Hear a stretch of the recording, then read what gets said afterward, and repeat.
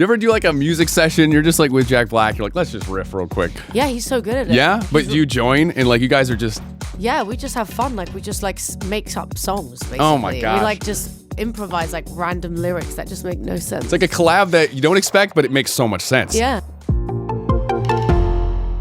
What's going on? My name is Brew. This is an Audacy check-in with the one and only Rita Ora. Yes, Brew. Hi.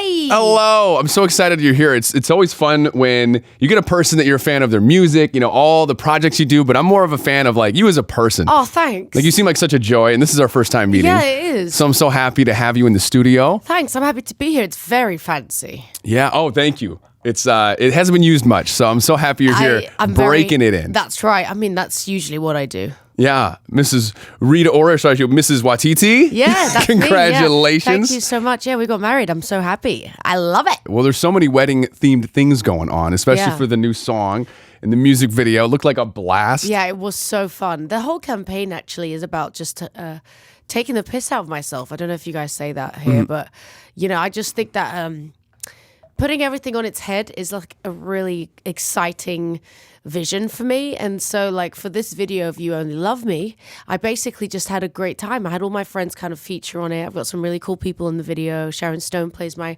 godmother, and I'm obsessed with like Heathers and Bridezilla characters and Edward Scissorhands, and I wanted to use that character for this music video, and it just turned out great. It just was such a fun random video, and yeah. It looked like a blast. What does that mean? I want you to stop me for a minute. The taking the piss out of it, is that like going to the max? Taking the piss is like when you don't mind like making fun of yourself. Yeah. Yeah, it's like when you're making fun of something. Okay. So yeah, it's almost like not sarcastic, but you're just having a good time doing it. British humor is half sarcasm. That's so true. Yeah.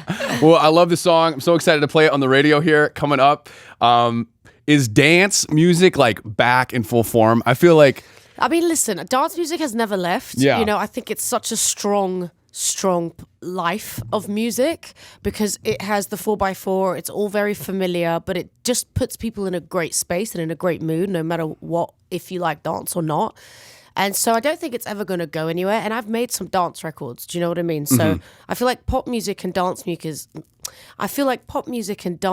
is very, very close to each other. Totally. But there was like a point too, and I don't know if it was like the pandemic or just the state of the world, a lot of sad stuff coming out. Well, yeah. You know? I think music definitely is the forefront of our representation of ourselves. I think, and as a overall humanity, we never really ever went through something at the same time. So I feel like a big change and shift happened in music. It's like a sign of the times. Yeah, really. And I think now it's back to that shift of everyone just being super happy to be out and about and like having a good time. So I think everyone wants to just hear good music, like happy music. Well, we love that your song's a part of that. I mean, songs like I'm Good with BB, who just hit #1, Unholy is part of that. Like, I love the wave that's coming back with this, it's just this type of music. like, no fucks to give, let's go.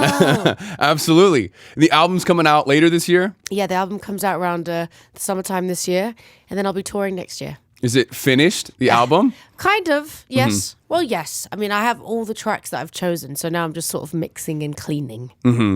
This seems like such a simple question, but did marriage and love like really inspire like your writing 100%. for this album? The whole album was really based on how I changed meeting a person, and also how it made me a better person.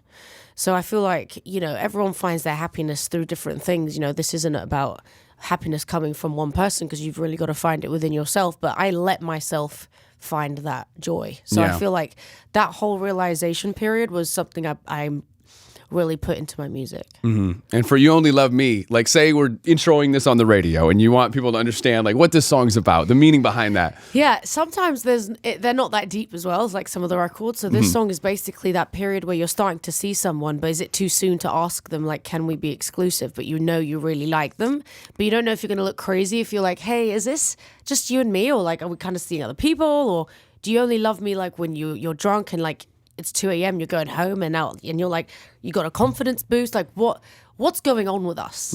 Because I really like you. That's what this song's about. What makes a song the song to put out first? I'm always interested by that. Like, what do you hear that you're like, that's the one that we're rolling with for the album? I think for me, it was just about the story. It was like, what is a good introduction to the rest of the album? So this one is the beginning of a relationship. And then the second one that comes off after this is like the celebration of when everything is just amazing. Mm-hmm. And you love film. You're working on stuff right now, you said. What's harder? Is making music, working on a film, like acting? Which one's tougher? I like it, I like doing it all. I honestly feel like film for me, hours, like waking up early is not my forte. I'm a musician. So like that is the only downfall, but I love making films. Yeah. And you're doing like fun stuff. It's not just acting. You're doing voiceover. Yeah. Like Kung Fu Panda on Netflix. That's just got to be such a fun It's such a great thing gig. to do. It's just such an easy, great gig. You just go there and you see Jack Black on the screen on Zoom, and he plays obviously Kung Fu Panda, and it is fun. We just have a good time. You're in your pajamas. You don't have to dress up. It's like super easy. Do you ever do like a music session? You're just like with Jack Black. You're like, let's just riff real quick. Yeah, he's so good at it. Yeah? But do you join and like you guys are just... Yeah, we just have fun. Like we just like make up songs, basically. Oh my gosh. We like just improvise like random lyrics that just make no sense. It's like a collab that you don't expect, but it makes so much sense. Yeah. The Grammys, what'd you think of that hip hop performance? Did you see the collab with everybody? Yeah, it was so good. I mean, listen, I think that they paid respect to all the genres. I felt like that was really important. And, the pop culture and pop music, I think really was prominent. Sam Smith and Kim Pettrell was so iconic. They had a really great message, which I thought was really important. And I just felt like overall it was just a great variety of music. Is there any song, like a hip hop song that you heard early on? Is maybe one of your first ones you're like, oh man, like I love this genre? I listen to a lot of music. I do. I like all different sort of genres. My playlists, my friends always ask me to like play at the house parties because I have such an eclectic taste of music, from rock and roll to like 70s to 60s to punk music. And so I think for me, always my knowledge of music got me to like where I am today, because I try and put that in my music. What about your first concert? Do you remember who that was? Yes, it was the Spice Girls. Oh my gosh, for the UK, that's like that's the like concert to get to go to. Yeah, I mean, it was iconic for me as a kid. Who's your favorite? Who's your Spice Girl? I was definitely like a Scary Spice, because I had like the curly hair growing up and she was a bit wild, so I always felt like I related to her. Hey, so happy you were here in person. Can't wait to play your song on the radio again. Like I said, is there anything I missed or message you want to shout out to the fans? No, just thanks for listening, and shout out to everyone. I wish health and happiness for all of you, and I hope my music brings you joy. That's all you need to know. Thanks. Rita Ora, everyone.